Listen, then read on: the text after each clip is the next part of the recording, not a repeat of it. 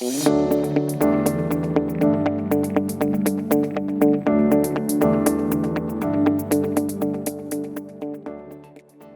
good morning, everyone. My name is Chris-Beth Cowie. I'm the founder of Empowered Facts and the host of BizGrams. Here at Empowered Facts, we are on mission to serve entrepreneurs to help them build, grow, and scale sustainably.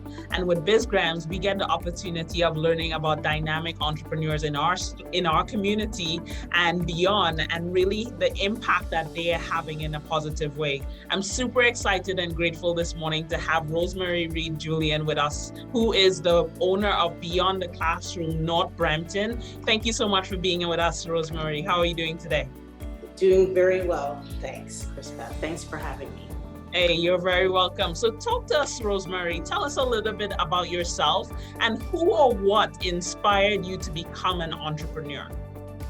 Okay, well, my name is Rosemarie, as you know, and I'm a mother of 3 children.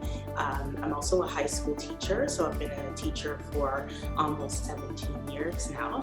And, one day, while I was on mat leave, I was thinking, I wanted to do something else, maybe try something new. And I always had a desire to be an entrepreneur, to engage in entrepreneurship. And I thought, how can I combine my love for teaching, for education, and also entrepreneurship? So I thought, well, hey, why not start a tutoring business? And I mean, as you may know, teaching is a very demanding profession. It requires a lot of time during the day and, outside of school hours as well. So I thought that, going down the franchise route would be better for me because it has a lot of supports put in place to assist you. You have close proximity to the founder and other franchisees as well. So I figured that was the right way to go. So I pretty much thought of it one night while I was on maternity leave, and I searched up tutoring franchises, and a number of them came up. But Beyond the Classroom in particular caught my eye. Hey, that's wonderful. And I love what you just talked about, making decisions, value-based decisions, right? And oftentimes people see lots of opportunities out there and, really checking the motive behind it, understanding the desire and alignment of the values. And, you talk about going in this franchising route, which is super powerful. Many entrepreneurs struggle with, do I start my own? Do I go into, as you talked about it, the systems and the supports that enabling you to grow and build your business? I think that's really powerful. Thank you so much for sharing. As a mompreneur, your story, I'm sure, inspires other people who are on mat leave or, trying to figure out what's next. And, being able to make a decision for you and your future and your family to say, I want to do this entrepreneurial thing. So that's really powerful story as well. Thank you for sharing. Yes, and I'm really lucky because I have a very supportive family, right? My mother, my sister, my husband, they all supported this decision and they help out. So, it would be very difficult to do that without them. And in order to be an entrepreneur, you really need a strong support system. It just makes it that much easier. Hey, that's wonderful. So talk to us a little bit about your tutoring business. Who's the ideal client and what type of solutions or problems you're solving for them? Anyone who needs help, we're flexible. We're there to serve you. But the majority of the inquiries come from mothers or parents. Recently had a grandparent reach out to me. So, but usually it's mothers reaching out for tutoring for their children. So, and most of them, they live in Brampton. So I serve the Brampton area. So that's another part of the ideal client. So talk to us a little bit more about your entrepreneurial journey. What have been some of the challenges that you have experienced and the lessons that you've learned or currently learning? Okay, so the challenge which I think most entrepreneurs are facing right now would definitely be the pandemic, COVID-19.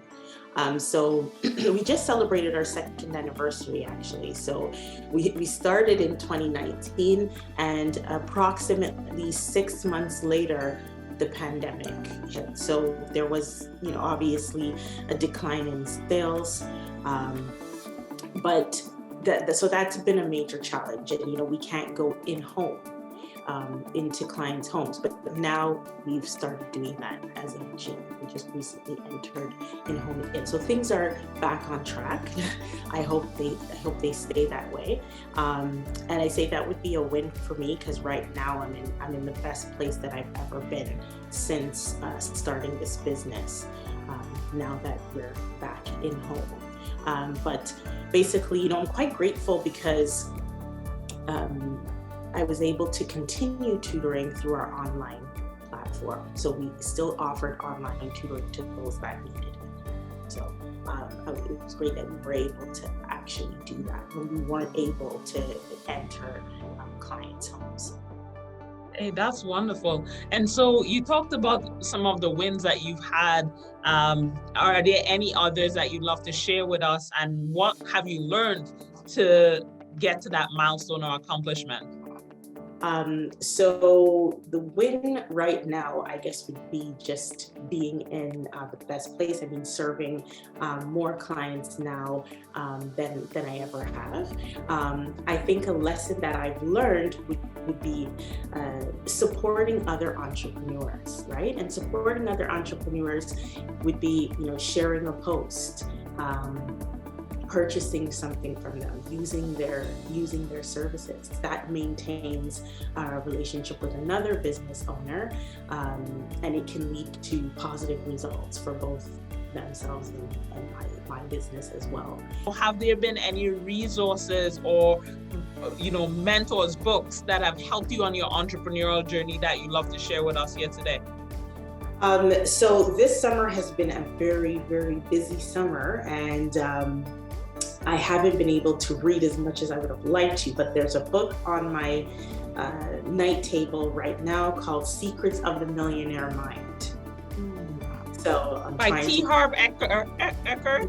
Yes. Good book. Okay. So I am currently reading that one right now. Hey, that's wonderful. That's wonderful. And I read a lot of fiction, just because I'm an English teacher during the day, so yes, books that I read, and I'm always looking for new titles for my students. But in terms of books on the entrepreneurial journey, I don't have any at the moment. Hey, no, that's fine. And one of the things we say, it's like you could share a personal book or a business book as well. Sometimes as entrepreneurs, getting that escape, you talk about fantasy books. I think that's a cool. What's one you're working with for your students? One that I'm reading right now is called Indian Horse, and it's about a young boy, indigenous boy, who ends up in a residential school, but then he develops the love of hockey, and he has a great teacher who then sends him off to live with another family, and that's where I've left off at this point. So it seems as if things are going to, I think the story will end well, even though it didn't begin in a very positive note. It discusses the horrors of the residential school system, some of the traumas that he experienced, as well as some of his other students, but now things appear to be looking better for him. I'm sending you out with lots of love and positivity for today and beyond, and we will definitely connect soon. Take care. Okay, take care, Chris-Beth. Bye. Bye-bye.